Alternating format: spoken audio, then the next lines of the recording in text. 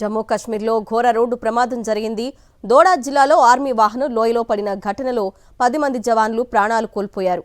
మరో 7 మందికి గాయాలయ్యాయి. భదర్వేహ్ చంబా రోడ్లోని ఖన్వి పర్వత ప్రాంతంలో ఈ దుర్ఘటన చోటు చేసుకుంది.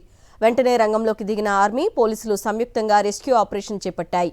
లోయలో పడిపోయిన బుల్లెట్ ప్రూఫ్ వాహనంలో 17 మంది భద్రతా సిబ్బంది ఉన్నట్లు అధికారులు వెల్లడించారు. గాయపడిన వారిలో 3 పరిస్థితి విషమంగా ఉందని, వారిని ఉదంపూర్ మిలిటరీ ఆసుపత్రికి తరలించినట్లు పేర్కొన్నారు.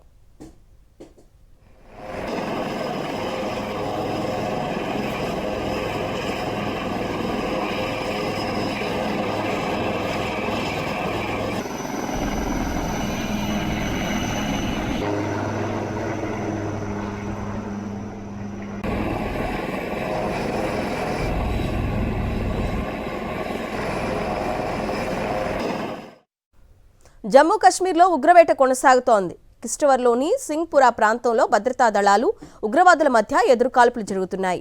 పాకిస్తాన్ ప్రేరేపిత జైషే మహమ్మద్ ఉగ్ర సంస్థకు చెందిన 3 టెర్రరిస్టులను భారత బలగాలు చుట్టుముట్టాయి. 3 రోజుల క్రితం ఈ ప్రదేశంలో భారీ టెర్రర్ హైడౌట్ను గుర్తించాయి భద్రతా దళాలు. ఈ క్రమంలో జరిగిన ఎదురుకాల్పుల్లో భారత పారాట్రూపర్ ఒకరు అమరులయ్యారు. తాజాగా ఇక్కడే మరో ఎన్కౌంటర్ మొదలైంది. Indian army, JK police special operation group సంయుక్తంగా ఈ త్రాషి-1 స్పెషల్ ఆపరేషన్ చేపడుతున్నాయి.